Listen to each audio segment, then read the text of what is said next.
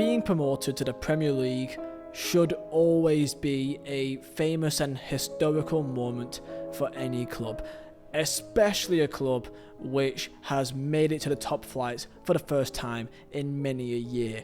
Luton Town being the most recent example, Huddersfield Town, and there's a couple of clubs which reaches the top level and we'll fondly remember, Blackpool being one of them. Maybe even the likes of Cardiff City. However, there is one club that comes to mind more than anyone else, and a club which does everything to erase every moment of that season. The difference with Derby County is that even when they got promoted, winning the playoff final against West Bromwich Albion thanks to a winner by Stephen Pearson at Wembley Stadium, the issue is, even from day one, they knew what was to come. At the time, Billy Davies, who was the manager of Derby County, quoted in his post-match interview saying, "Well, we'll enjoy the night." So comment down below your thoughts about Derby County, just in general how you see them. Make sure to like, subscribe, and Vizeh Designs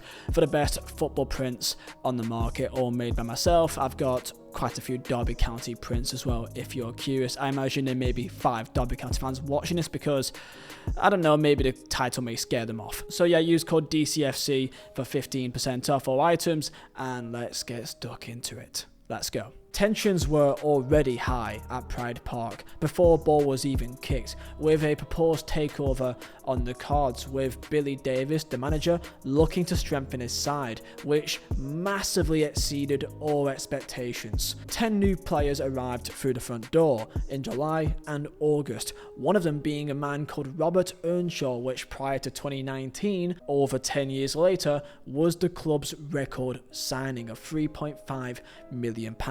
Who only went on to actually score his first league goal in April when Derby was already relegated. Other transfers includes Tyrone Mears, Andy Todd, Bench Hinchcliffe, Claude Davis, Benny Feilhaber, and deadline day signing Kenny Miller, with a few free agents too. Let's go through those players. Tyrone Mears climbed out of a changing room window and then crawled past the window of, at the time, then manager Paul Jewell's office during a training session.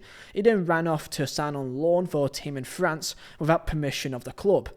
Not a joke, this actually happened. Andy Todd, he was the only Derby-born player in the squad. He scored a great diving header, and that was it. Benny Feilhaber was about as good as you'd expect from a Brazilian-born player who decided to play for the United States. And Kenny Miller, who scored a goal to win them a game for once, and wasn't apparently a nice person. Even before a ball was kicked, there was interviews of players saying, you look at the squad and you see a few players had been signed, but it was pretty much the same team that got promoted, which isn't a good thing to say. We're under no illusion that survival is going to be tough. And despite that, they still had a 2-2 draw at home against Portsmouth, which was a pretty good start to the season. They went on to lose their next 4 and then have a 1-0 win against, you guessed it, Newcastle United. At that point, 6 games in, 4 points out of 18. It's not great, but they've won a game.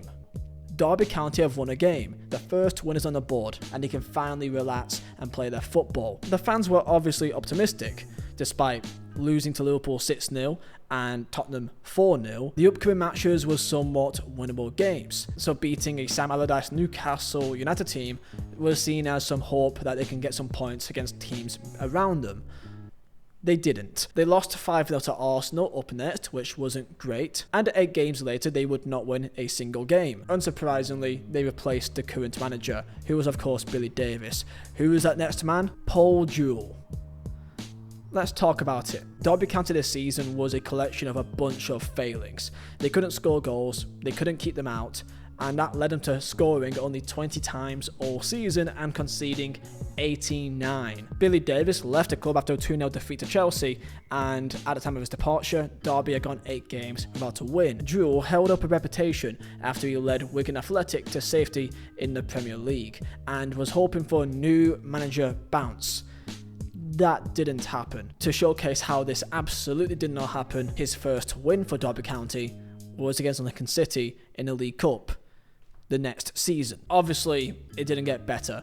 Over a busy Christmas and New Year period of the 10 games Derby played, they lost 8 by a single goal, and in 3 games they conceded goals in injury time to lose 2 and to only get a point from the other. Derby County, looking at the facts here, they had many moments. Look at December here. Sunderland 1-0, then Newcastle 2-2, Liverpool 2-1, Blackburn 2-1, Bolton, Wigan 1-0, 1-0. They came so close in so many occasions that it was just never happening for them. By the time we reached the 1st of January and they played Bolton Wanderers the day afterwards, they only had 4 draws and 1 win. You do the maths, that's 7 points by January. A certain game against Newcastle just before New Year's where Derby County was away at St James's Park and they were 2-1 up into the final few minutes of the game, where Mark Viduka snatched a point for Newcastle in the dying minutes of the game. It was at this moment for many Derby County fans that they knew that they were relegated. It was over. In January they had a chance of hope to bring in some new signings. This included Robbie Savage, Danny Mills, Laurent Rebert and Hossam Ghali, among many others as well. At the time, this was criticised because they didn't appear to be any real cohesion of why these players came in, and also they were all on a cheap. Let us go through these players. Robbie Savage. I don't need to say anything about him really. Laurent Rebert. He was seen as a marquee signing for Derby County, and obviously he only played 4 games. Hossam Ghali, wasn't great, and it was only a month later where the manager at the time, Paul Jewell, made the front pages for the worst reasons possible. There was a sets tape filmed 6 years earlier that came out to light, so fair to say it could have gone better. And it wasn't long later until the earliest ever relegation happened against Fulham in a 2-2 draw on the 29th of March 2008. This almost came as a relief for many of the players and, most importantly, the fans. It was finally over, until you find out that you still got 7 games left. And oh hi, it's Aston Villa at home, and oh hi, it's 6-0. One surprising thing that I found by looking at the stats here is that the attendances for Pride Park at this time never actually really went down. If anything, they actually went up when they got relegated. For example, in January they had Man City at home, which they had 31,000, or 30,000 at home against Blackburn Rovers in December. But then later on in campaign they had 33,000, which is near full capacity, and it never really faded away from that. If anything, they gained more fans at home when they got relegated. And that is one thing I will always say, fair play to them for that, because I don't know many clubs would even bother at that stage. Derby County ended the campaign with a 4-0 loss at home to Reading, which, of all clubs to get battered by, Reading isn't one which you really wanted to. And what made it even worse is that they still got relegated on that final day, and the points difference between Reading and Derby County, who were also relegated, was 25. Derby County, of course, with 11 points and minus 69 goal difference with only 1 win. Birmingham City, of course, got relegated too on the final day, and it led to quite an entertaining final day relegation scrap. With Birmingham City, Reading, Fulham, Bolton, and also Sunderland, it was an interesting final day. Derby County, of course, has not been promoted back to Premier League since. If anything, it got even worse. Obviously, a year or so ago, Derby County was put into administration, which fortunately for them, they were saved. The entire Wayne Rooney era won't be forgotten anytime soon. However, they are on the way up, of course, being promoted and now back in the Championship. However, the scars of not only this campaign but also the 2014 playoff final will also stick with them. Derby County went all out, almost as a way to make amends for what happened back in 2008, and they spent way too much money to what they really should, going all out with the hope that they can get back into the Premier League, and this cost them dearly.